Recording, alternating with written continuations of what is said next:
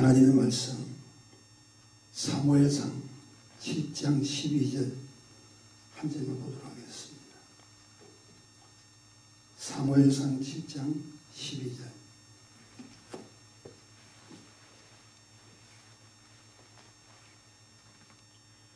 사무엘이 돌을 취하여 미스바와 센 사이에 세워 가로되 여호와께서 여기까지 우리를 도우셨다 하고 그 이름을 에벤에셀이라 하니라. 좋으신 주님의 찬양을 드립니다. 오늘도 우리와 함께 하셔서 이곳에 자정하시고 우리의 생각과 마음을 지배하시는 성령님, 오늘 이 예배를 받아주시고 저희들에게는 하나님의 은혜와 은총의 축복들을 허락하옵소서. 예수님 이름으로 간절히 기도했습니다. 아멘. 힘들고 어려운 한 주간 잘 지내셨느냐? 모두 건강하시기를 바랍니다. 신앙으로 가는 길은 그리고 그 삶은 결코 쉽지 않습니다. 그래서 하나님을 만나고 난 뒤에 성령으로 충만했던 사도 바울도 이 사망의 몸에서 누가 나를 건져내랴 그런 탄식을 하게 됩니다.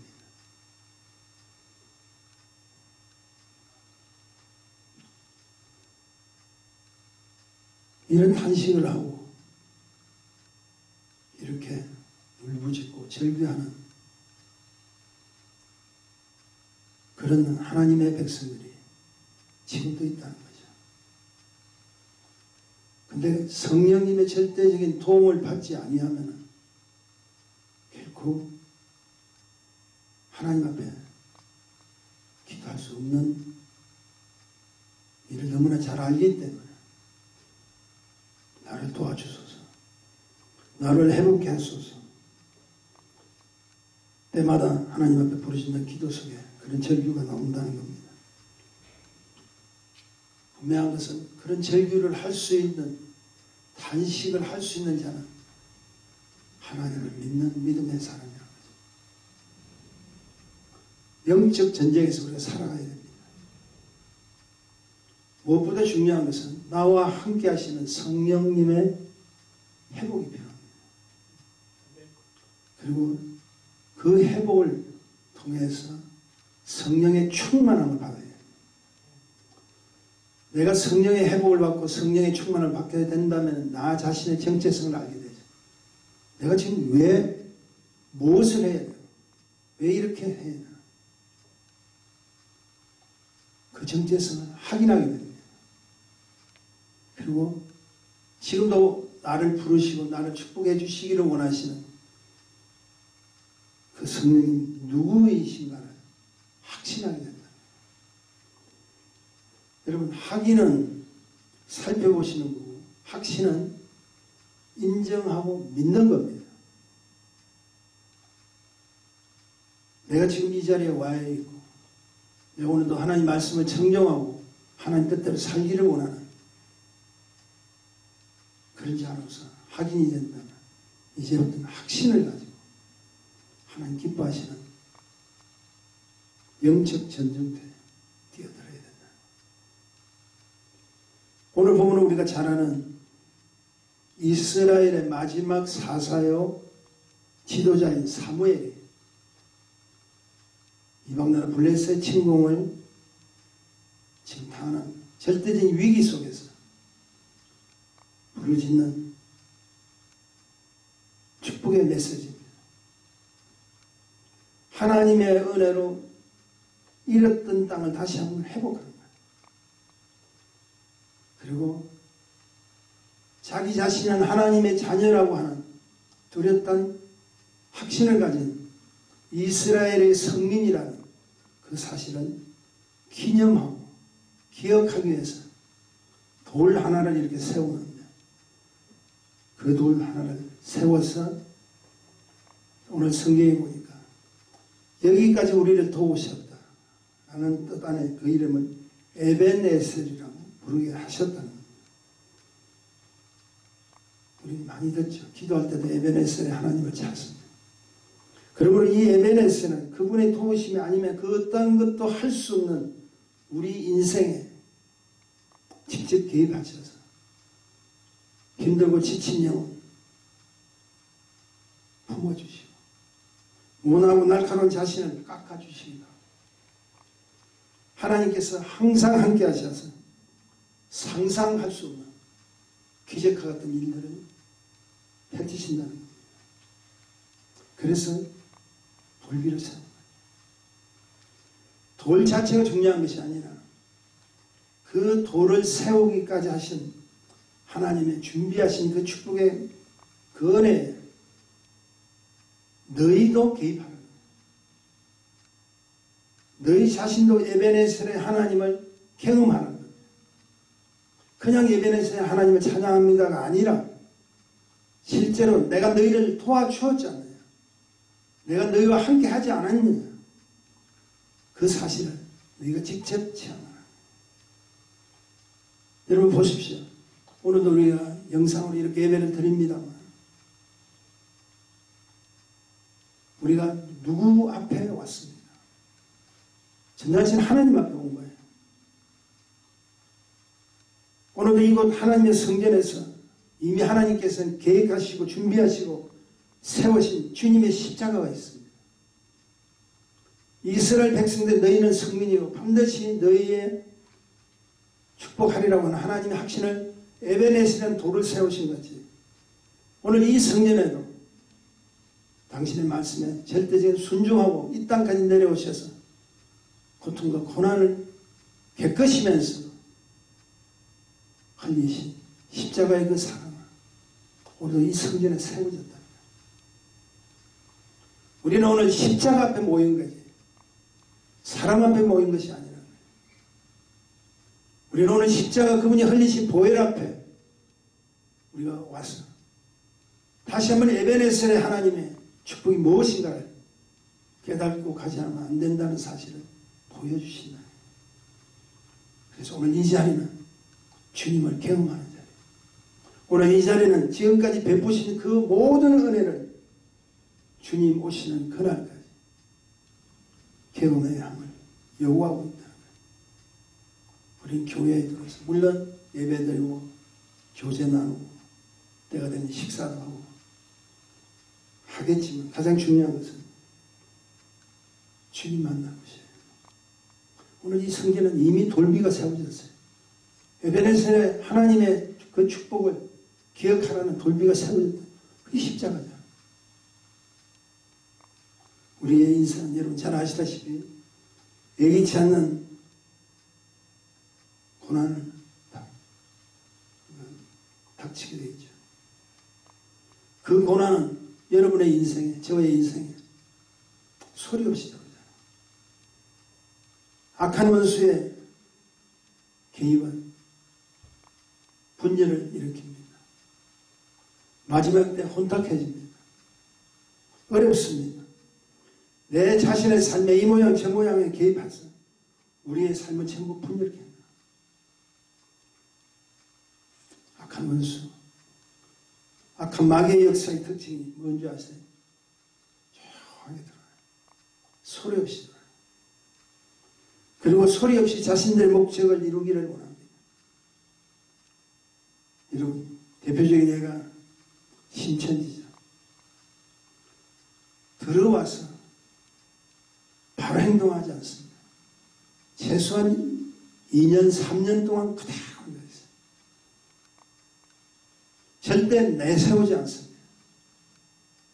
때가 되면 교회의 분열기가 보이면 지도자, 교우들과의 관계 속에서 들어와서 그때 서서히 정체를 밝히게 됩니다. 무섭습니다. 신천지뿐 아니라 다른 다종교도 마찬가지예요.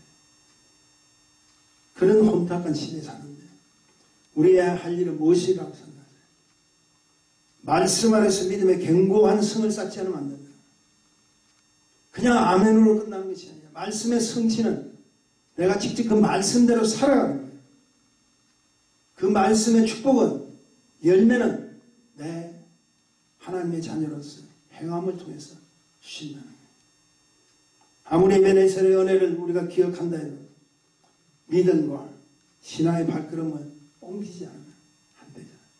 성경에는 곳곳에서 그 예비된 뜻을 가르쳐주고 있잖아요. 40년 동안 강야에 헤매던 그 인생들을 드디어 적과 구려는 가난을 지치게 두고도 우리 하나님께서 뭐합니까? 준비하라. 성결하라. 그리고 너희가 건널 때는 하나님의 말씀의 길을 먼저 앞장 세워서 가라. 하나님을 앞장 세워서 가라. 성령님을 앞장 세워서 가라. 그리해야 너희들에게 허락하신 축복을 허락해 주시겠다. 견고한 성사는 세 가지를 요구하는데 저는 이렇게 생각합니다. 첫째, 자기 자신의 점검부터 필요합니다.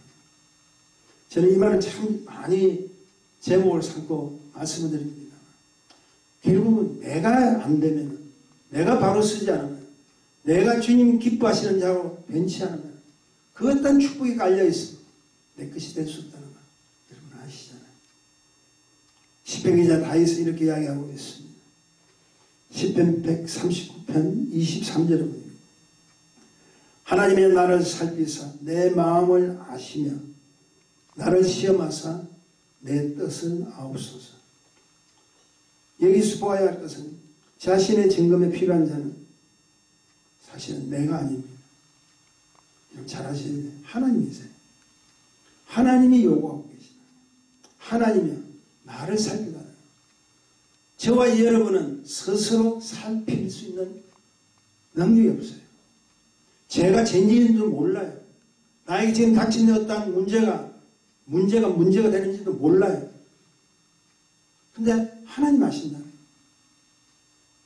우리가 자기 점검부터 해야 된다는 것은 다른 이야기가 아니에요. 하나님 말씀 앞에 내 자신을 드러낼 때 증거가 되는 거예요. 그것이 점검입니다. 그래서 성경에 뭐라고 합니까? 하나님이 나를 살피자. 나를 살펴달라. 하나님이 정확한 진단을 하신다. 병이 들어서 병원에 갑니다. 의사가 추측건데 그런 것 같습니다라는 이야기를 할 수 있지만 내가 내 병을 모르잖아. 그래서 뭐가 필요하죠? 진찰을 받아야 돼요. 뭐가 필요하죠? 내시경을 해봐야 돼요. 뭐가 필요하죠? CT나 MRI까지 해야 된다. 우리는 그런 능력이 없어요. 근데 이 모든 것을 다 알고 계시는 머리털 한 가락도 다 세운 그 하나님께서 우리를 펼쳐보면 그분은 다 하신다는 거예요. 내 속에 지금 뭐가 잘못되고 내가 가는 일이 뭐가 하나님 앞에 바로 서지 못한 모든 사실들을 그분은 다 하신다. 찍어보니까 펼쳐보니까 나도 몰랐던 내 속에 내 자신의 우상이 있었고 생각지도 않았던 하나님과의 관계 속에서 멀리 할 수밖에 없던 요소들이 곳곳에 들어가 있더라.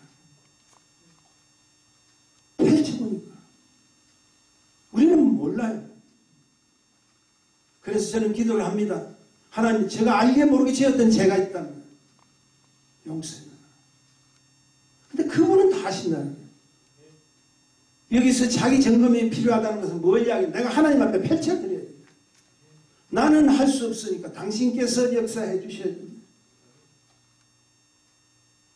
그래서 펼쳐보니까 찍어보니까 의사가 이런 문제가 있네요. 저런 문제가 있네요.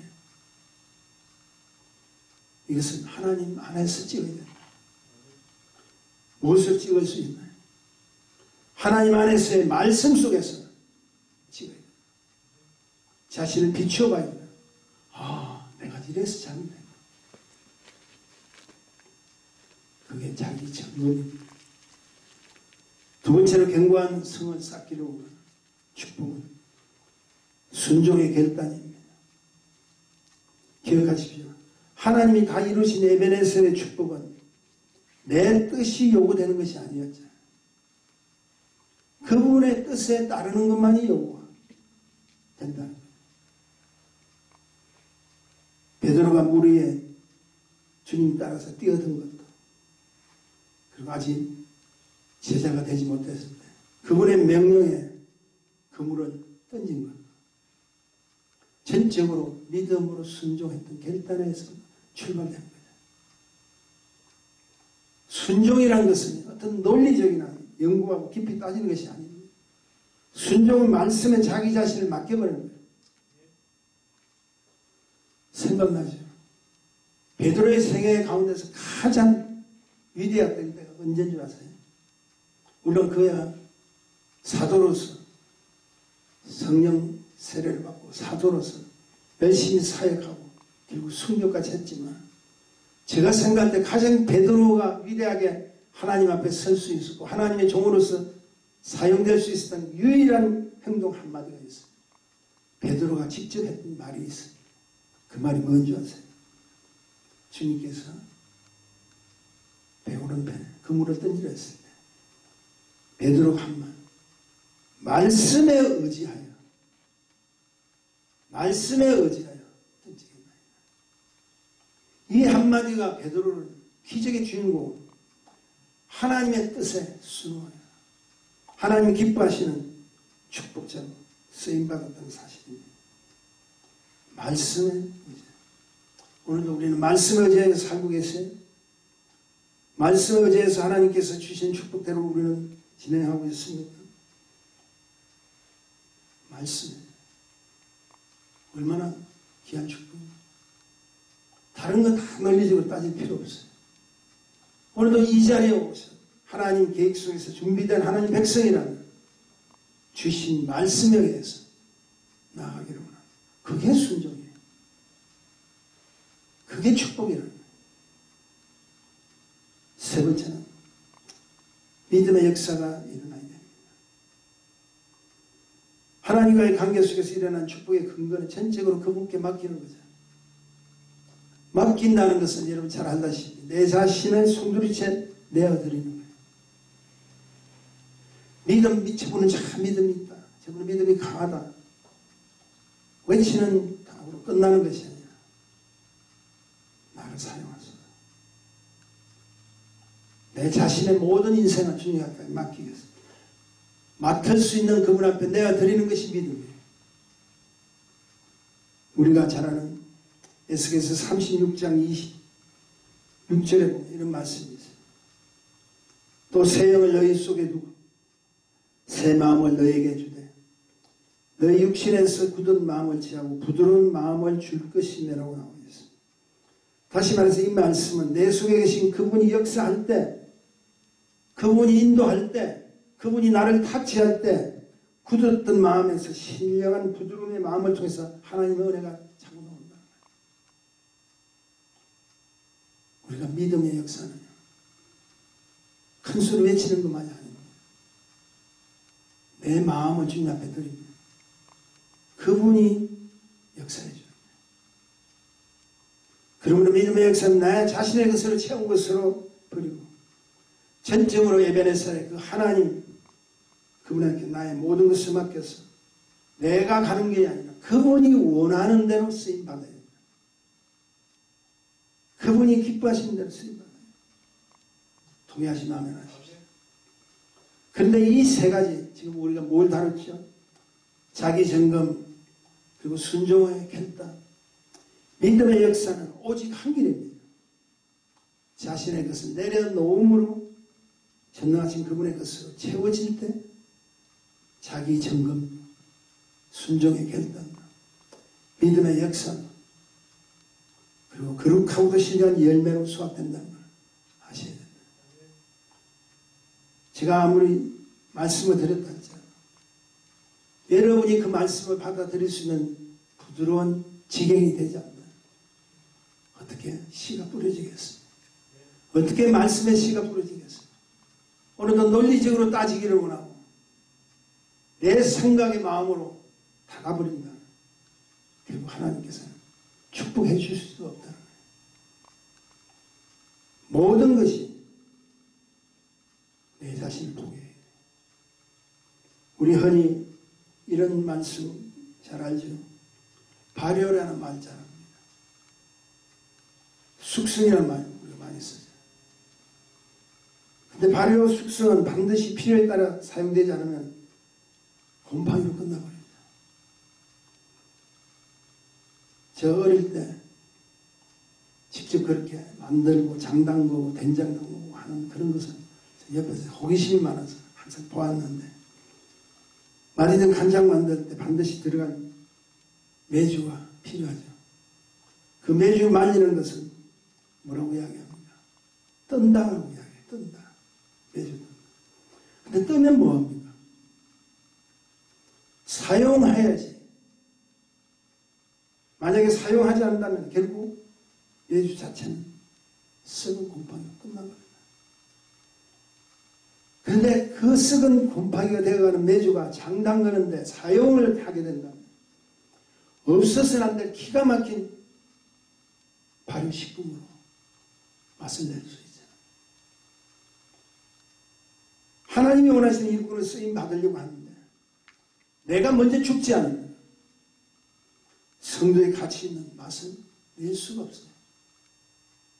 아무리 달콤한 맛은 오래가지 못합니다. 성도의 가치 있는 믿음의 맛, 능력의 맛을 낼 수 있는 가장 중요한 진짜 백의 일꾼은 자기가 먼저 포기해야 돼. 내 자신의 것을 다 포기하고 그분의 것을 가득 채워야 돼. 그러므로 내가 믿어요라고 하는 그 자체에 두지 마시고 더 중요한 것은 믿기 때문에 내가 하나님 말씀에 순종합니다. 그리고 순종하기 때문에 맛을 내는 하나님의 사람으로 쓰임받기를 원합니다. 그리고 맛있는 사람이 되셔서 그때부터 내가 가는 곳마다 생명의 맛을 내고 하나님 기뻐하시는 구원의 맛을 펼치는 생명의 축제가 열리게 된다. 그 축제로 말미암아 하나님 나라가 뭐가 되죠? 흥왕이 된다. 하나님 나라가 펼쳐진다. 가장 중요한 것은 나 자신이 먼저 포기해야 돼. 나 자신이 하나님 말씀 안에서 숙성되잖아.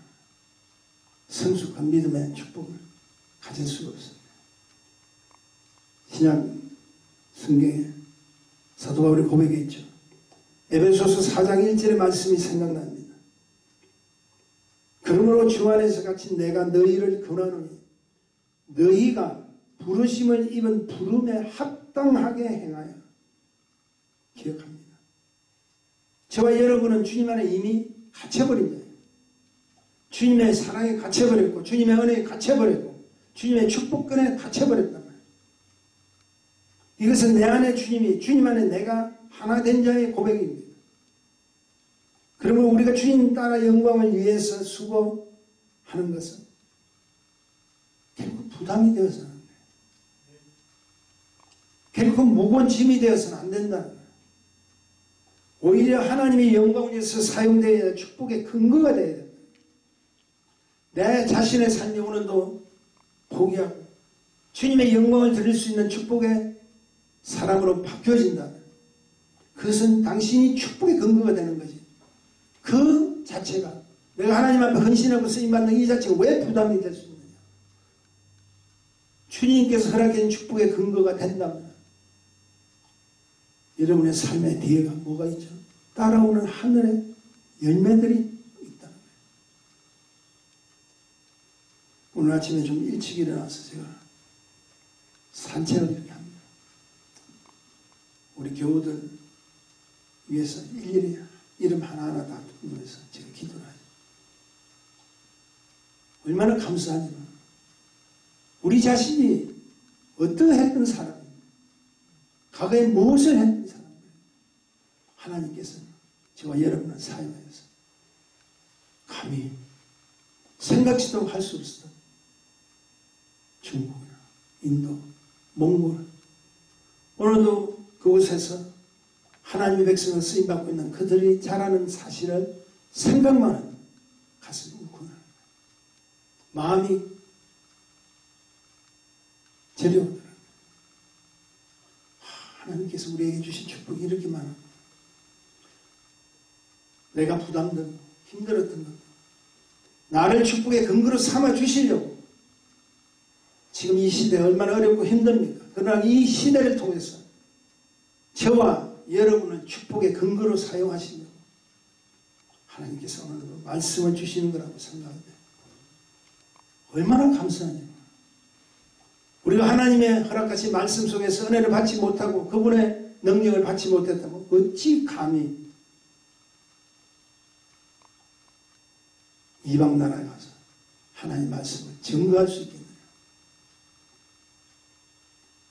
그러므로 어렵게 힘든 이 시대에 하나님 필요한 자가 되기를 원한다면 우리를 도우시는 에베네셀의 하나님이 지금 이 순간 이 성전에도 함께 하심을 믿으셔야 됩니다.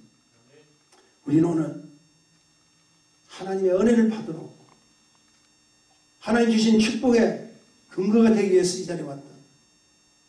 여러분 이미 실패된 자가 아니라 이미 복받은 자인 걸 믿으시기를 소원합니다. 미국을 움직이는 가장 영향력이 있는 백인 선정한 타임지에서 지금 모르겠습니다. 1위에 올랐던 한 방송인 여러분 잘 아시죠? 오프라 윈프리. 전 굉장히 그의 삶을 참 좋아합니다. 어떻게 그렇게 암울했던 시대를 끝나고 지금도 하나님께서 쓰셔서 전 세계를 영향을 주고 있는 그런 한 사람으로 쓰임받고 있는, 아는 분은 아시겠지만 그녀가 지나온 과거를 조금 제가 다시 한번 살펴봤더니 빈민가에서 10대 때 흑인 미혼모의 딸로 태어나죠. 자기 어머니가 쉽게 얘기해서 빈민가에 가는 10대 때 오프라 윈프리를 태어나게 했어요. 근데 자신도 14세 때 원치 않는 남자에 의해 가지고 아이를 출산합니다. 그런데 그 아이도 태어난 지 2주 만에 세상 떠나고 얼마나 힘들었겠어요. 그게 자기가 할 수 있는 건 마약에 손을 댑니다. 오프라 윈프리가 10대 때 마약에 손을 댑니다. 한마디로 이 사실을 보면은 불행 중 불행하고도 뭐라고 대답해야 될까요? 엉망진창의 삶이었죠. 제대로 한 삶이었죠. 근데 그런 그녀가 주님을 만났어요. 그리고 지금껏 자신에게 닥친 모든 일들은 인생의 불행이 아닌 사명으로 삼기 시작. 무엇이 그녀를 그렇게 할 수 있을까요? 하나님을 의지하고 믿음에 따른 것은 자기가 변하기를 작정했다는 거죠. 지금 우리 앞에 닥친 이렇게 어렵고 힘든 환경도 그녀의 환경만은 못하잖아요. 그녀는 자신의 인생 모델이 구약의 모세와 닮았다. 자기 모세와 같은 자가 되기를 원한다고 누누이 고백한 적이 있습니다. 그리고 그 자신이 쓴 이것이 사명이라는 책에 보면 4가지 사명을 소개하는데 이 시대 우리에게 필요하고 그리고 우리 교우들에게 필요하고 하나님 백성에게 필요하고 선교해야 되는 하나님 뜻이 이 사명 속에 있더라고요. 제가 좀 읽어드릴게요. 4가지 사명을 소개하는데 첫째는 남보다 더 가졌다는 것은 축복이 아니라 사명입니다. 두 번째는 남보다 아파하는 것이 있다면 그것은 고통이 아니라 사명입니다. 세 번째는 남보다 설레는 꿈이 있다면 그것은 헛된 망상이 아니라 사명입니다. 마지막 4번째는 남보다 부담되는 어떤 것이 있다면 그것은 짐이 아니라 사명입니다. 자신의 삶의 모든 기준이 내 자신이 되면 실패하잖아요. 우리의 모든 삶의 기준이 우리 자신이 되면 실패합니다. 지나간 과거 어땠던 간에 지금 이 시간에 중요한 것은 에베네셀의 하나님을 쓰임 받아야 된다. 내가 과거에 무슨 고생을 했고 뭘 했고 어떤 어려움 난거나 지났다 할지라도 우리는 홍해를 걷는 하나님 백성이다. 옛것을 다시 되돌아볼 이유가 없잖아. 오프라 윈프리가 이야기했던 이 네 가지 사명, 우리에게 가장 필요한 사명이라고 생각합니다. 말씀하십니다. 하나님은 겸손하고 가난한 심령 가운데 거하기를 원합니다. 그리고 그런 심령을 예비해 준비해 두면 두려울 것입니다.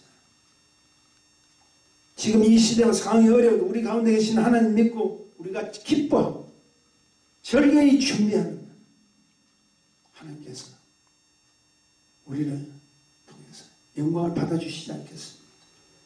바라기는 내일의 희망을 잃지 않기를 소원합니다. 우리 일산은혜의 교회 모든 교우들이 하나님 주신 하늘의 힘과 용기를 갖기를 원합니다. 그리고 당당하게 외치십시오. 나는 하나님의 자녀이고 천국 백성임을 결코 놓치지 말아야 합니다. 지구촌이 바이러스로 이렇게 혼탁하고 어려우셔도 기죽지 마시고 당당하게 에베네셀의 하나님을 바라보면서 나아가는 저와 우리 모든 교우들이 되시기를 주님의 이름으로 축원합니다. 축원합니다. 거룩하신 주님 안에 감사합니다. 허락하신 말씀을 통해서 다시 한번 새롭게 힘을 얻기를 원합니다. 여전히 상황은 좋지 않고 여전히 어렵고 힘든 가운데 있지만 그래도 그 주님을 찬양하며 그 주님을 높이기를 소원합니다.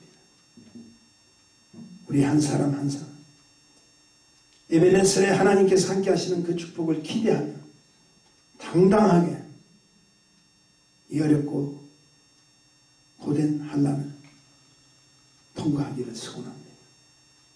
우리 주님 홀로 영광받아 주옵소서. 예수님 이름으로 간절히 감사드리며 기도했습니다.